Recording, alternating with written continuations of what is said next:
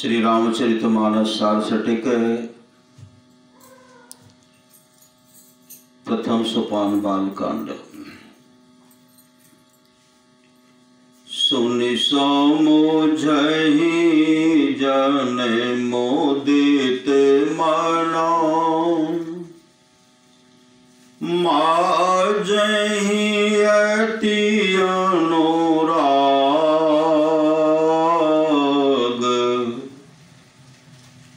लहहि चारि फल अछत तनो, साधु समाज प्रयाग। मजन फल देखिए तत्काला, काक होहि पीक बकओ मराला।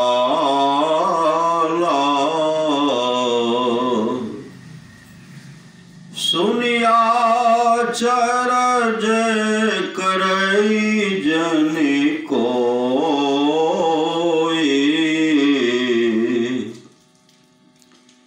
सतसंगति महिमा नहीं गोई। वाल्मीकि नारद घट जोनी, निज निज मुखनि कहे निज होनी। जल चर थल चर नभ चर नाना, जे जर चेतन जीव जहाना।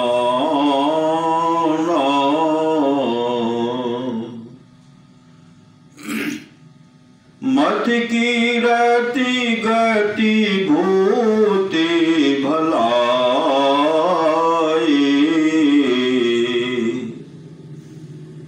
जब जहि जतन जहाँ जहि पाई।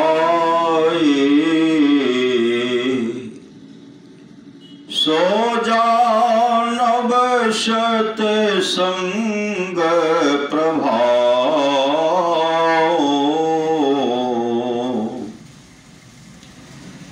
लोकों वेदनान उपाओ।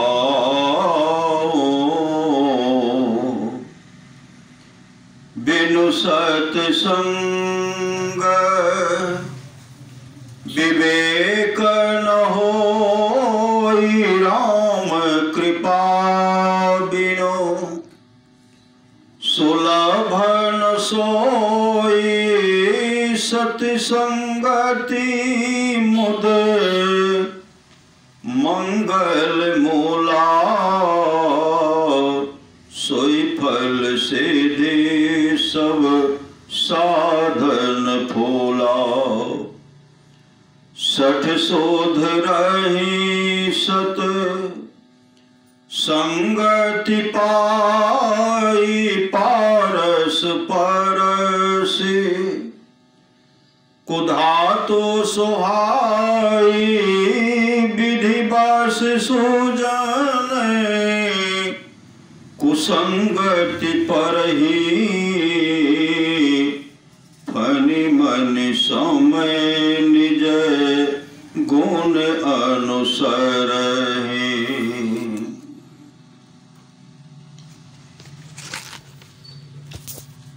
विधि हरिहर कवि को विद्वानी, कहत साधु महिमा सकुचानी। सो मोसन कही जात न कैसे, साक बनिक मणि गण गुण जैसे। बंदो संत समान चितो हित अनहित नहीं को। अंजुलि गति सुबह सुमन जिमी सम सुगंध कर दो। संत सरल चित जगत हितो जान सुभाव स्नेहु। बाल विनय सुन करी कृपा राम चरण रति देहु। बाल विनय सुन करी कृपा राम चरण रति देहु।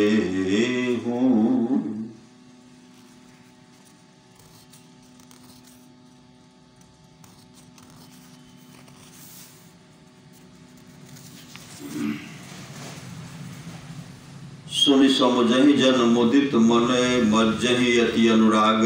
लहहि चारि फल छतनो साधु समाज प्रिया। जो साधु समाज में उपदेशों को आनंद मन से सुनकर समझते हैं वे मानो प्रयाग में अधिक प्रेम के साथ स्नान करते हैं और वे इससे चारों फल अर्थ धर्म काम और मोक्ष शरीर रहते पा लेते हैं। मज्जन फल देखी तत्काला काको पिक बको मराला। वर्णित तीर्थराज में स्नान करने का फल तत्काल देखने में आता है कि कौवा कोयल हो जाता है और बगुला हंस हो जाता है। कहने का तात्पर्य यह है कि कटुवादी मधुरभाषी और हिंसक हिंसक हो जाते हैं। सुनिया चरज करे जन कोई सत्संगति महिमा नहीं गोई। यह सुनकर कोई आश्चर्य न करे क्योंकि सत्संग की महिमा छिपी हुई नहीं है।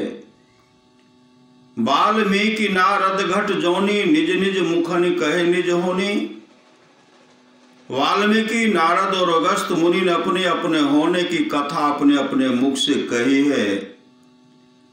वाल्मीकि डाकुर हत्यारे थे, नारद दासी पुत्र थे और अगस्त की उत्पत्ति नीच स्थान से हुए थे, पर सत्संग के प्रभाव से ये तीनों ऋषि हो गए। जलचर थलचर नभचर नाना जे जर चेतन जीव जहाना।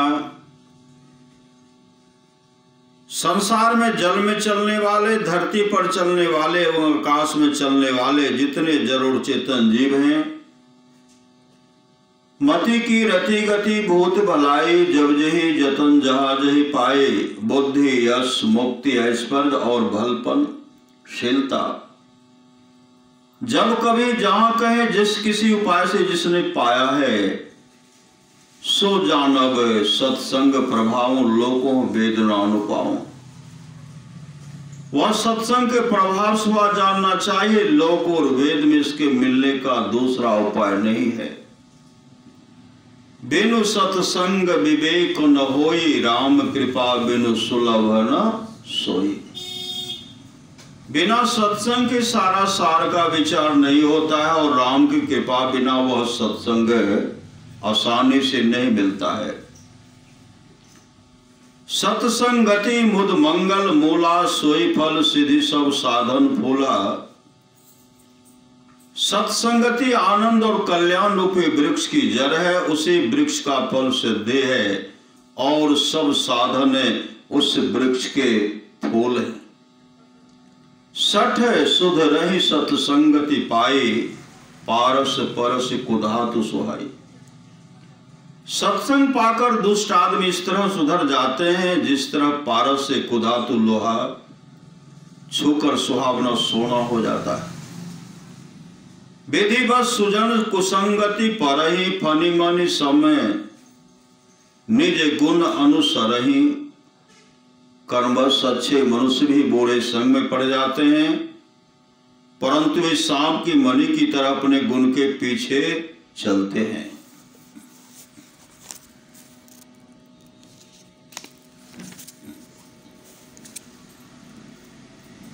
विधि हरिहर कवि कोविद बानी, कहत साधु महिमा सचानी। ब्रह्मा विष्णु महेश कवि पंडित और सरस्वती साधु की महिमा कहने में लग जाते हैं। सो मौसन कहे जात न कैसे, साक बनिक मणि गनगुन जैसे।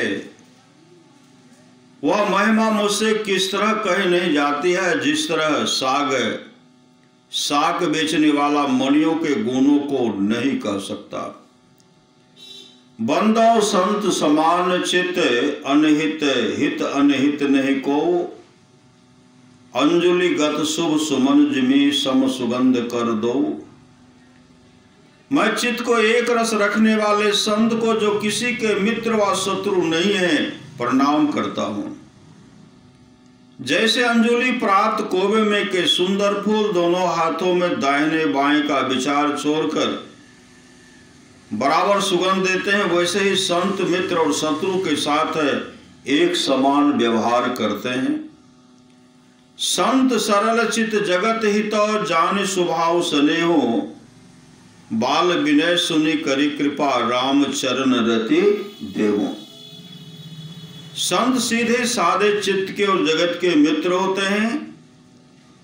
जगत के जीवों पर प्यार रखना उनका स्वभाव ही है। ऐसा जानकर मैं उनसे प्रार्थना करता हूं कि मुझे बालक की विनती सुनकर मुझे राम के चरणों में अनुराग दीजिए। श्री सद्गुरु महाराज की जय। बंदो गुरुपद कंजे, कृपा सिंधु नररूप हरे। महामोह तुम पुंजे, जासु बचने रवि करनि करो। धन्य धन्य सतगुरु सुखदा, महिमा कही न जाए।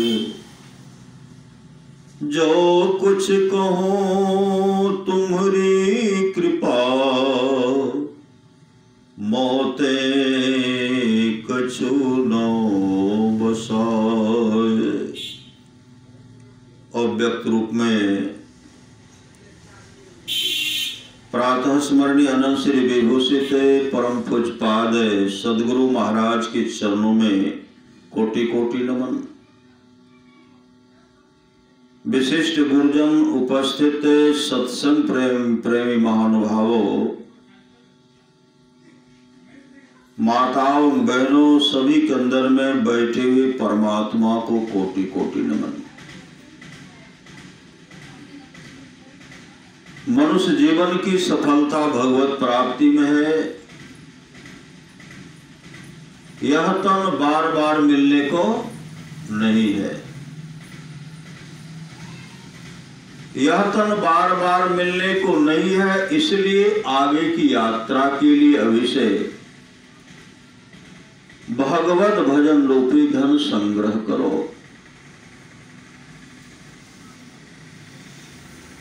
संत महात्मा लोग कहते हैं मानव का शरीर तो मिला है।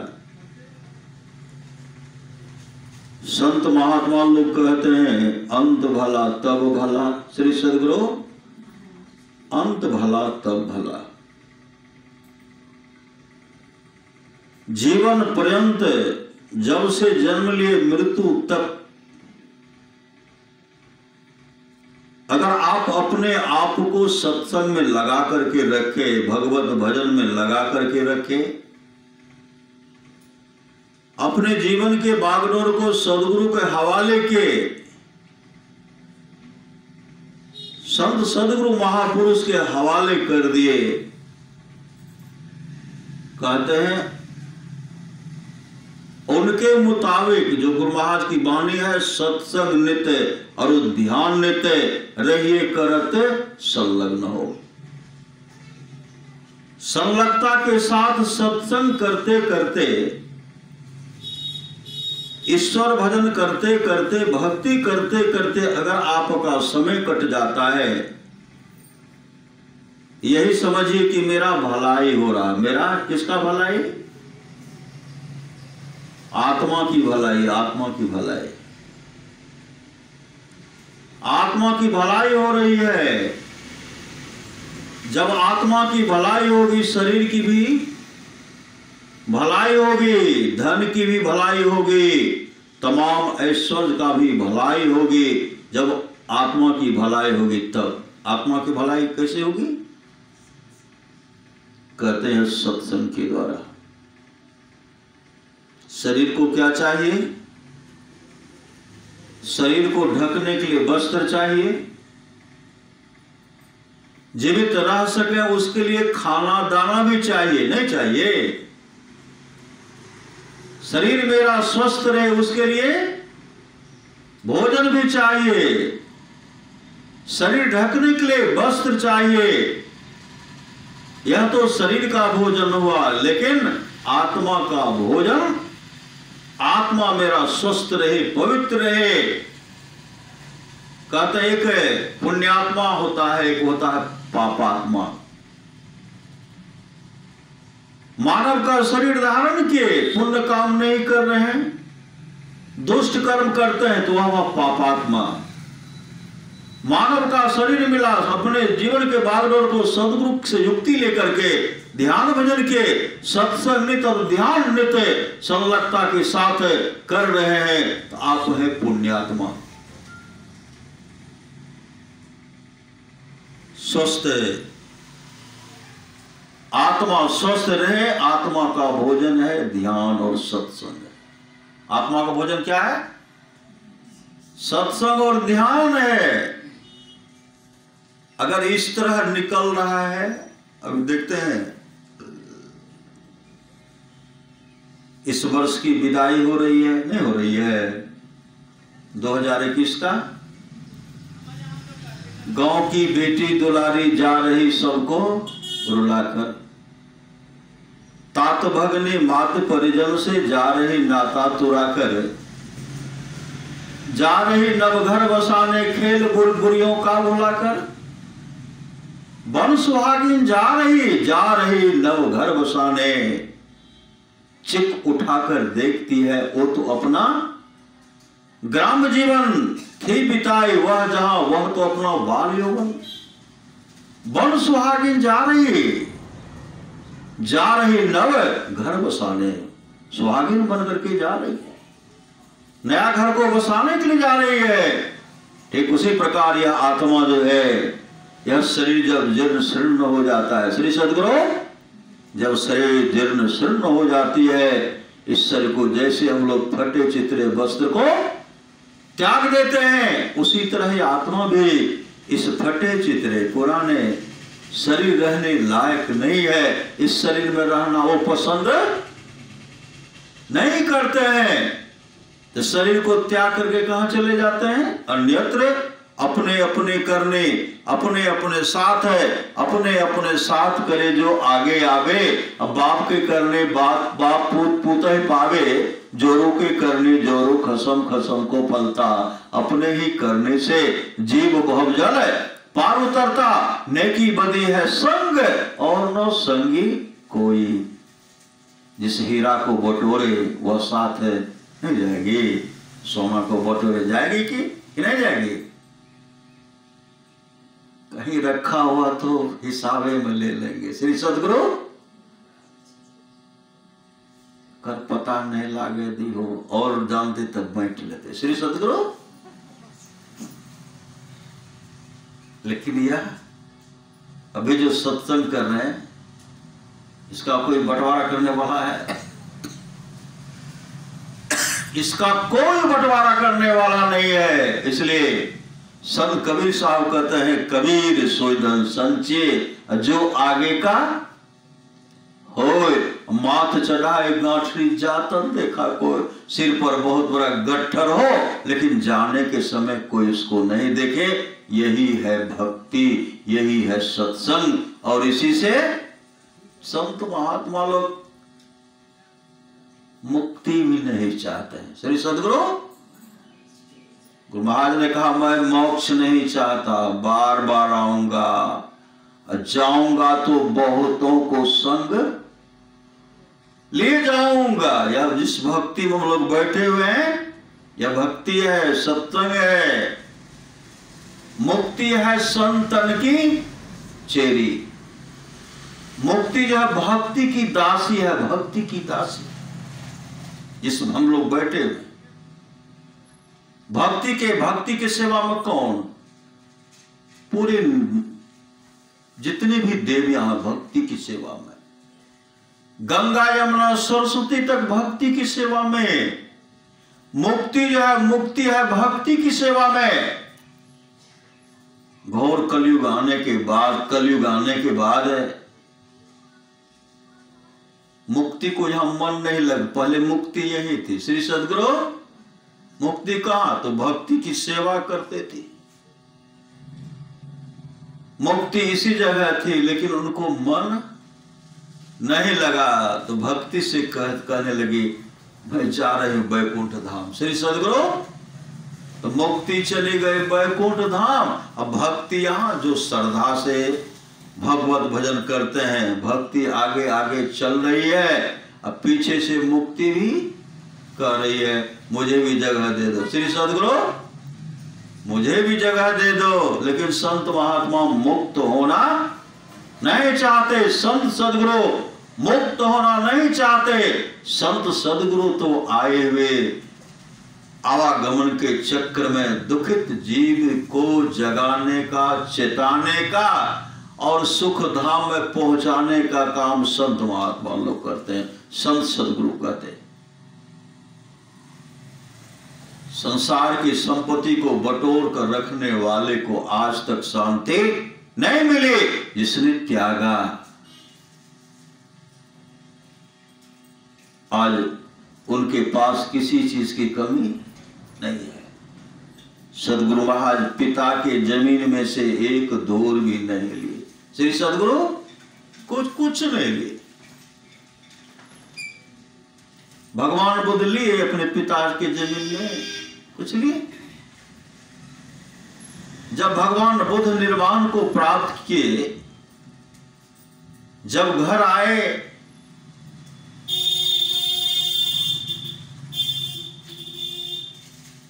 उनकी धन पत्नी यशोधरा कहने लगी अपने पुत्र राहुल से, देखो वे ही तुम्हारे पिता हैं जो छोड़ करके भाग गए थे। तुम्हारा उस रात में जन्म हुआ था, ये निकल पड़े थे, ये वे ही पिता है, इनसे पूछो। अगर ये कह के जाते, अगर इनसे इस विशाल राज के सुख से अधिक अगर सुख मिलने वाला था तो सखी ये हमसे कह के जाते। कौन कहते? यशोधरा कहती, सखी ये हमसे कह के जाते, वे हमसे कह के जाते। हमको छोड़ करके चले गए, तुमको भी छोड़ करके चले गए, तुम इसे मांगो, इसे कहो कि मैं तुम्हारे लिए धरोहर के रूप में कुछ है कि नहीं, तुम मांगो, तुम मांगो, तुम्हारे लिए क्या लाए हैं। एकाएक वह राहुल वहां जाते, ऐसे कहते हैं, ऐसे हाथ फैलाते हैं, मुझे कुछ चाहिए। भगवान बुद्ध ने कहा, मैं तुम्हारे लिए वो चीज लाया हूं जिस चीज के सामने पूरे ब्रह्मांड का तमाम धन जो है फीका है, फीका है। मैं तुम्हारे लिए वो धन लाया हूं, मैं तुम्हें निर्वाण के समीप मैं मोक्ष धाम में पहुंचा दूंगा। यशोधरे तुम्हारे लिए भी लाया। उसी समय यशोधरा कहने लगी, राहुल विलंब मत कर, विलंब मत कर, तू अपने पिता से वह अधिकार ले ले। श्री सद्गुरु क्या करते उसी समय? राहुल जो अपने वस्त्र को उतार देते हैं, भगवान बुद्ध को संन्यास वस्त्र देते हैं। संन्यास वस्त्र दिए और यशोधरा को भी नाम दान दिए। बहुतों का चर्चा है धम्मपद में, बहुतों का चर्चा है, लेकिन यशोधरा का चर्चा नहीं है, राहुल का चर्चा नहीं है। बीच में यही कि राहुल कम उम्र की अवस्था में ही वह मोक्ष को प्राप्त कर लिए थे। आनंद कहते हैं बनते, राहुल भी संसार से चल बसा हुए निर्वाण को प्राप्त हो गए। भगवान बुद्ध ने कहा, आनंद मेरा राहुल मोक्ष धाम को चले गए। सुभद्रा की यशोधरा के बारे में कहीं चर्चा नहीं है। क्यों नहीं चर्चा है? चर्चा तो उनका है जिनको कोई चाहना है। श्री सद्गुरु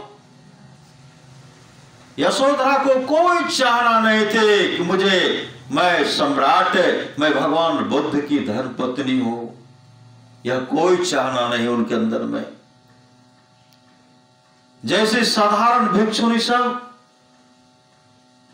चीवर फटने के बाद चीवर को सी करके पहनती थी, उसी तरह यशोधरा राजमहल के सुख को छोड़कर भिक्षुनी के संग हो गए। भिक्षुनी के संग हो गए, वह भी भिक्षा पात्र लेकर के, और भरपेट भोजन चाहिए और एकांत में बैठ करके ध्यान किए। यशोधरा एकांत बैठ करके ध्यान किए। यशोधरा आत्मस्वरूप का दर्शन के मोक्ष धाम को चले गए। जाको कछु न चाहिए सोई सान, सा यशोधरा मोक्ष को प्राप्त किए, राहुल मोक्ष को प्राप्त किए। भगवान बुद्ध तो बहुतों को मोक्ष दिलाए। यह कैसे होगा? यह होगा सत्संग से।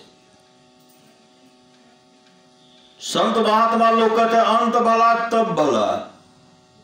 हम लोग जो एक वर्ष से सत्संग कर रहे थे,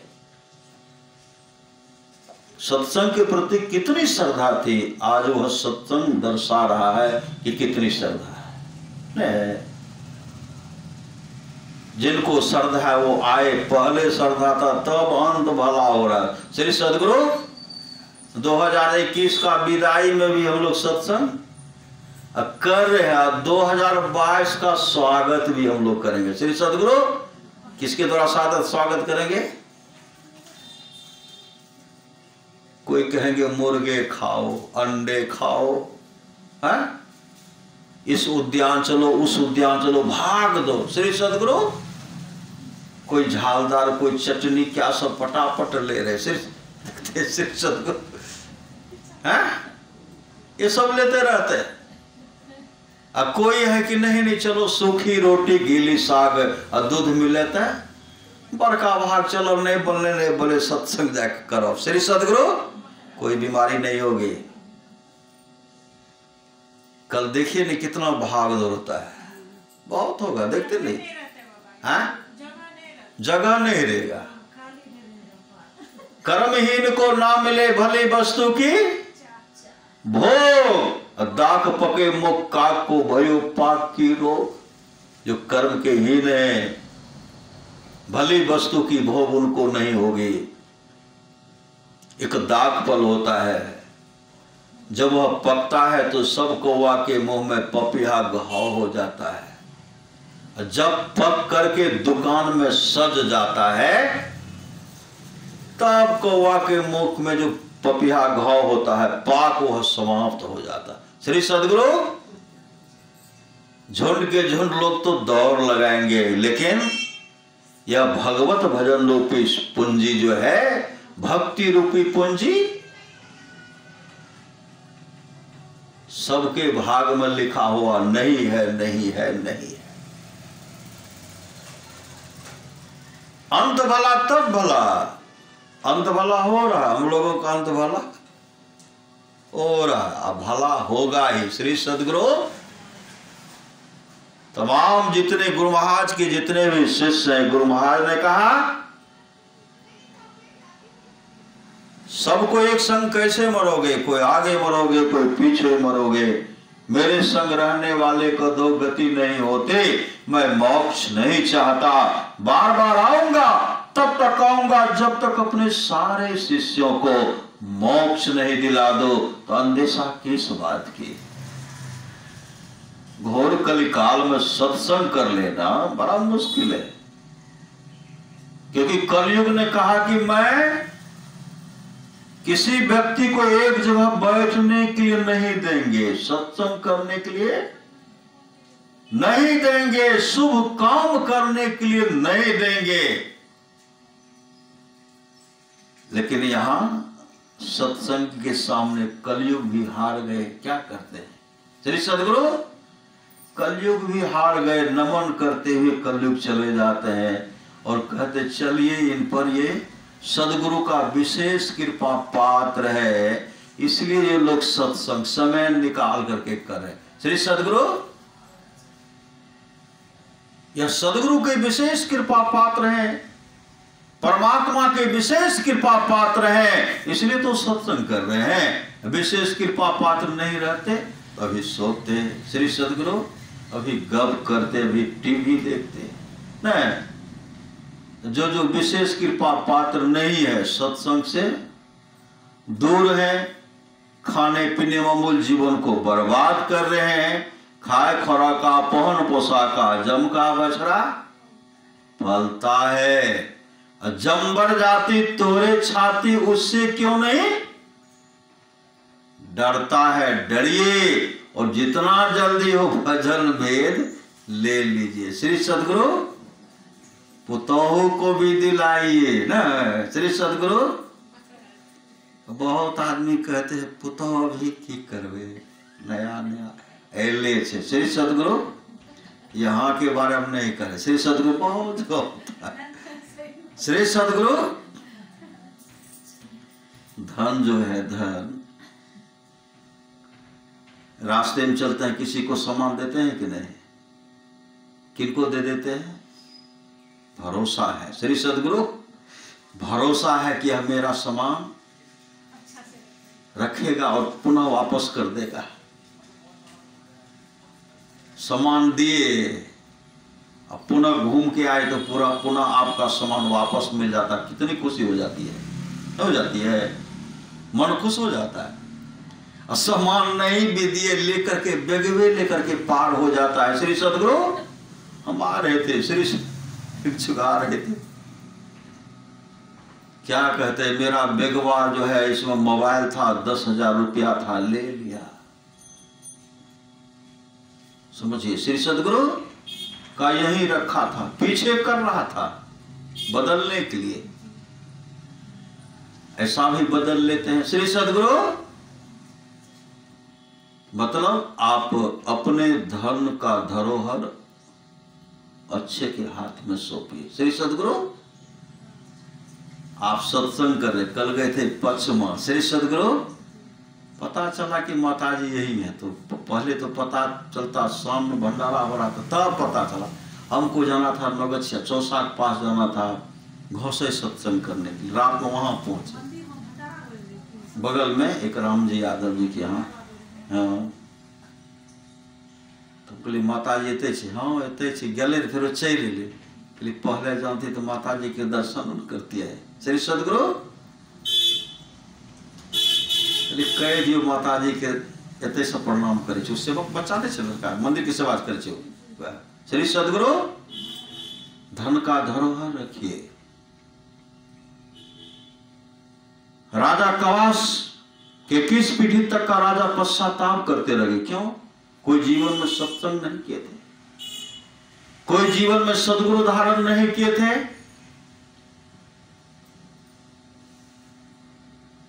24वां पीढ़ी 25वां पीढ़ी वाला जो गए होंगे, 24 पीढ़ी तक का जो सत्संग नहीं कराए, कितना नरक में दुख भोगना पड़ा होगा उनको।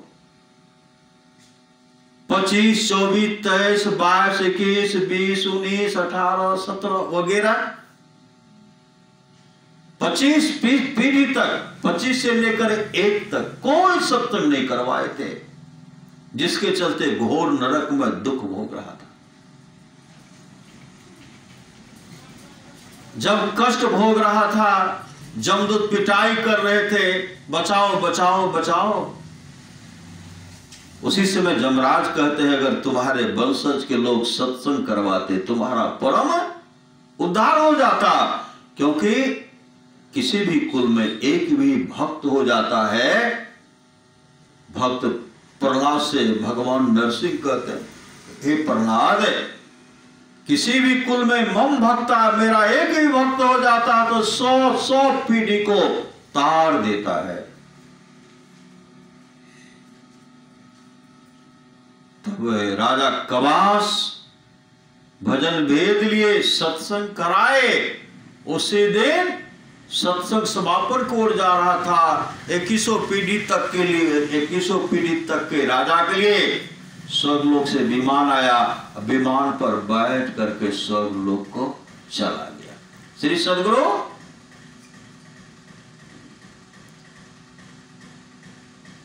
हम लोग जाएंगे, हमारे बाद भी कोई सत्संग कराने वाला मेरे वंशज में हो, मेरे पूर्वज हो, उस तरह का उत्तराधिकारी दे करके श्री सद्गुरु जाना चाहिए। अब भजन भेद ले लेंगे तो कभी न कभी सत्संग कराएंगे। माँ भी सत्संग कराती थी तो सत्संग दादी भी कराती थी, दादाजी भी कराते थे, तो सत्संग करना चाहिए। अगर भूल से भी सत्संग हो गया तो समझिए 100 पीढ़ी का उद्धार हो गया। तो अपना चाबी किनको दीजिएगा? श्री सद्गुरु चाबी दीजिएगा कि जिन पर जो कृपा पात्र उनको दीजिएगा धन का चाबी। धन का सदुपयोग करे, मति की रति गति भूत भलाई, जब जही जतन जहां जो पाए, सो जानव सत्संग प्रभाव लोकों वेदना अनुपाओ। ये तमाम चीज आज तक जिस किसी को मिला है सत्संग के प्रभाव से, सत्संग के प्रभाव से बात जानना चाहिए। लोक और वेद में इसके मिलने का दूसरा उपाय नहीं है। अगर ऐसे उत्तराधिकारी बनाते हैं, स्तुति प्रार्थना करेंगे, नाम सुमरण करेंगे। नाम श्रीमद् भागवत महापुराण में आया है, भागवत महात्म्य में आया है। जो भी उस कथा का चर्चा करते हैं, सुनते हैं, सब वैकुंठ लोग चले जाते हैं। श्री सद्गुरु वैकुंठ लोग चले जाते हैं। लेकिन लोग भूल भुलैया में दौड़ यहाँ दौड़ वहां करेंगे, दौड़ दो नहीं। समय निकाल करके कल आज भी मधुबनी सत्संग आश्रम में सत्संग है, ज्ञान शिखर बाबा है, आज भी है, बहुत अच्छा प्रवचन करते हैं श्री सद्गुरु। कई जगह हम ज्ञान शिखर बाबा का हमारा बहुत जगह प्रोग्राम एक साथ हुआ, बहुत जगह। इधर भी गोपालपुर में थे, उधर भी बहुत जगह किए।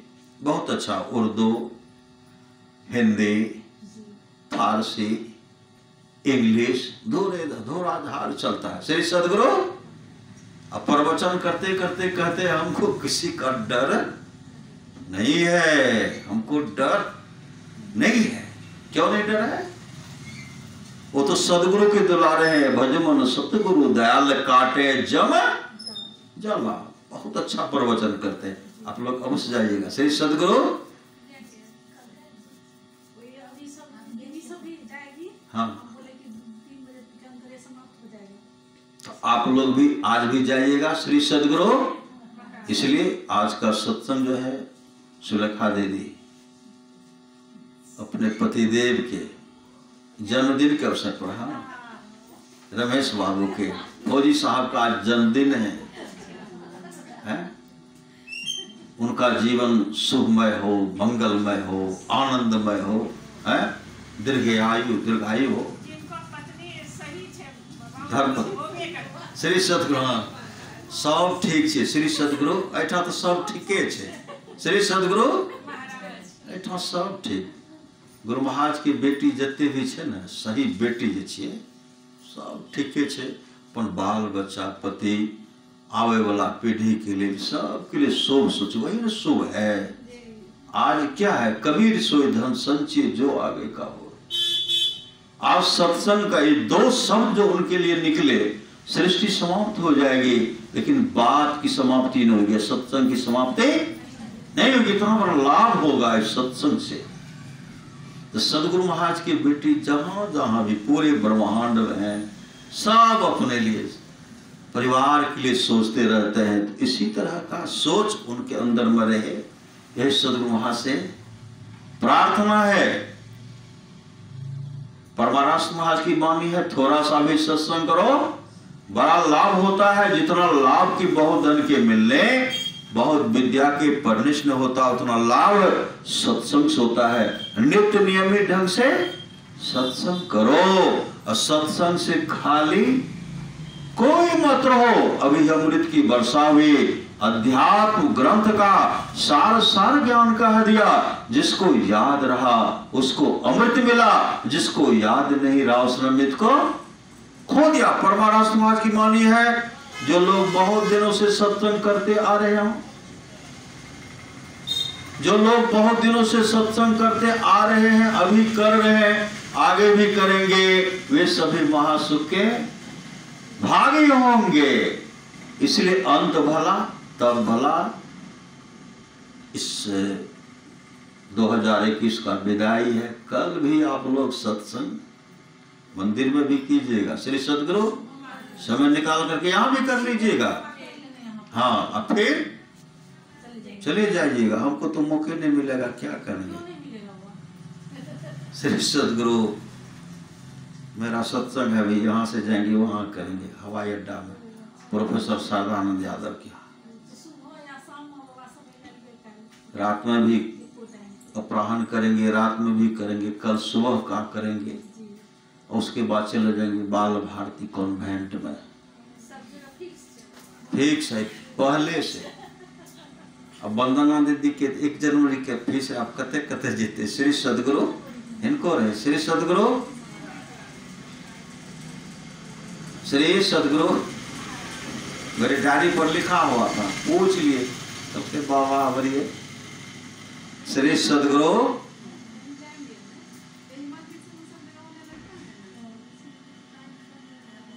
इसलिए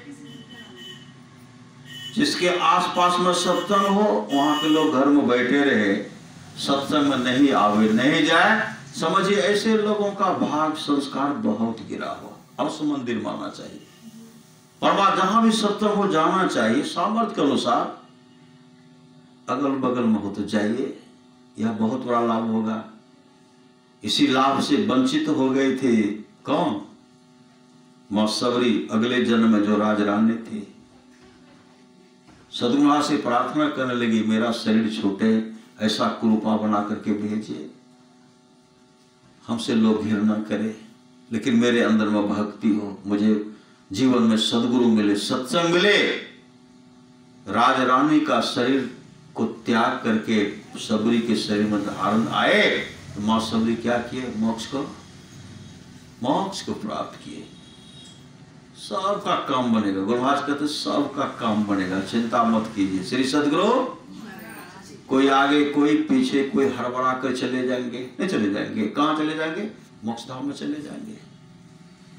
हनुमान जी राम बुला, संत कबीर साहब राम बुलावा भेजिया दिया कबीरा रो, जो सुख साधु संग में सो बैकुंठ न हो। जो साधु के संग में सुख है वह बैकुंठ लोक में सुख नहीं है। भगवान श्री राम जब यहाँ से जाने लगे, सब कह रहे प्रभु आपके साथ हम भी चलेंगे, हम भी चलेंगे, हम भी चलेंगे। सब कह रहे हम भी चलेंगे, हम भी चलेंगे।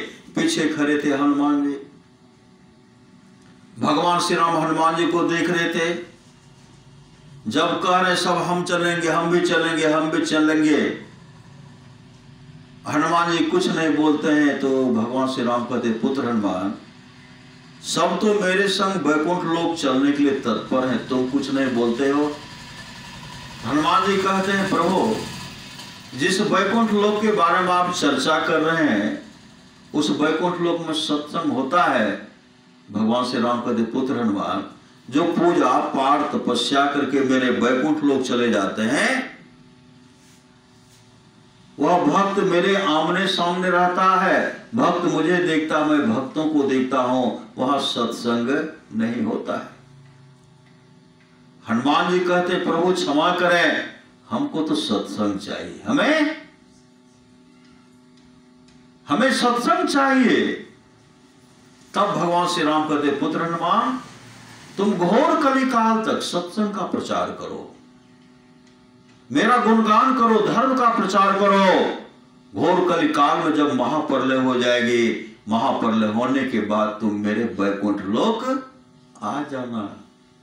अभी हनुमान जी सत्संग में बैठे रहते हैं, श्री सदगुरु सत्संग में बैठे रहते थे। तब गोस्वामी तुलसीदास जी को बताया चित्रकूट जाइए, वहां हनुमान जी मिलेंगे। प्रयत्न बताए थे, हनुमान जी सत्संग बैठते, हनुमान जी सत्संग बैठते थे। हनुमान जी हर जगह सत्संग बैठते हैं। ऋषि मुनि जीवन मुक्त महापुरुष सत्संग आते हैं। 1961 ईस्वी में कुर्सेला में अखिल भारतीय सत्संग हुआ था। उस सत्संग में हनुमान जी आए थे। श्री सदगुरु गुरु महाराज का सत्संग हो रहा था। अखिल भारतीय पूरा पंडाल बना हुआ था, विकराल रूप था, तूफान आने वाला था, आंधी पानी पत्थर सब आने वाला था। सब भक्त देख करके भयभीत हो गए, घबरा गए, भयभीत हो गए। से विकराल रूप है, पंडाल उजड़ जाएगा, पत्थर गिरेगा, बड़ा समस्या है। भयभीत जो हो गए, गुरु महाराज प्रवचन कर रहे थे। गुरु महाराज कहते आप लोग शांत हो जाइए, आप लोग शांत हो जाइए। बगल में बैठे हुए थे सफेद वस्त्र, सफेद बाल, बगल में बैठे हुए थे। एक टक सदगुरु महाराज को देख रहे थे।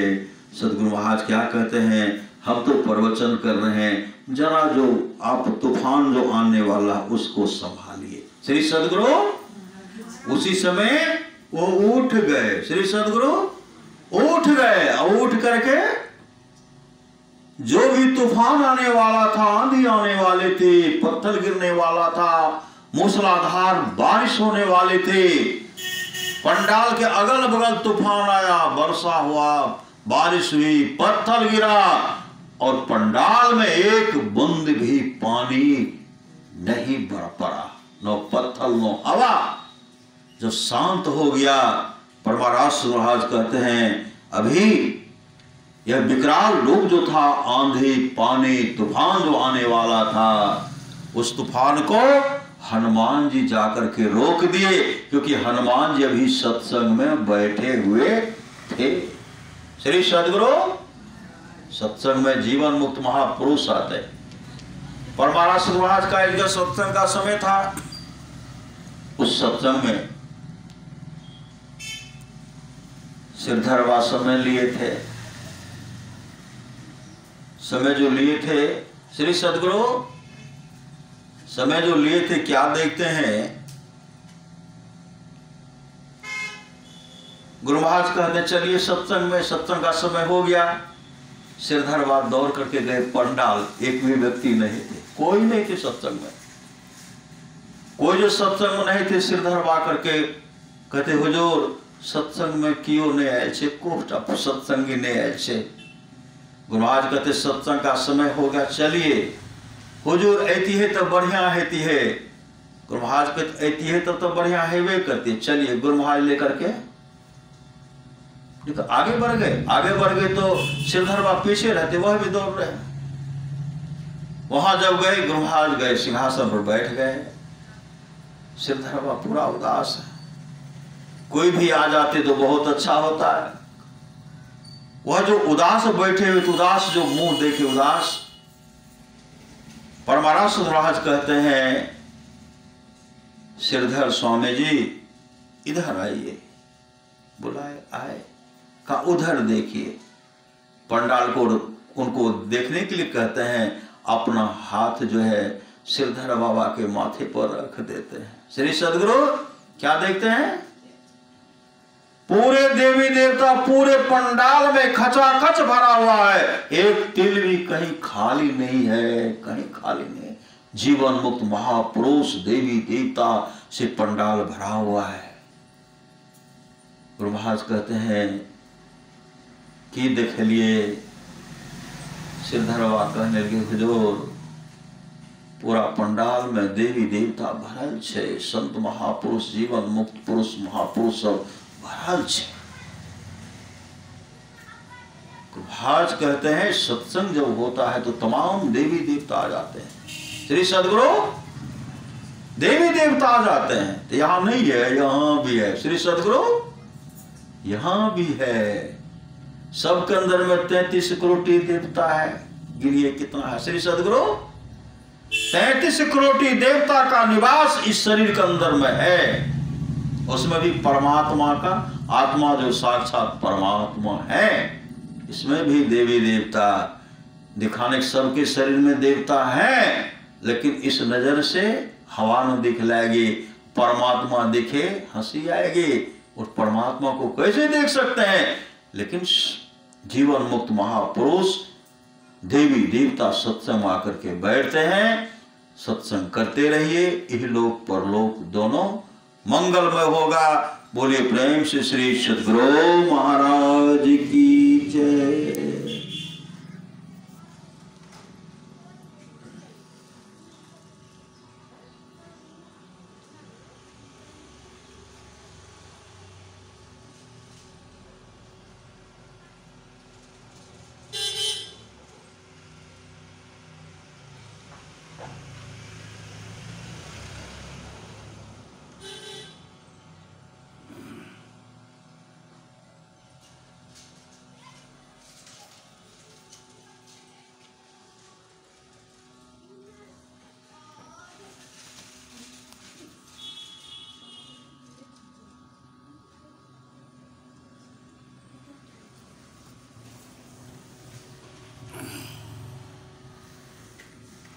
श्री सद्गुरु महाराज की जय।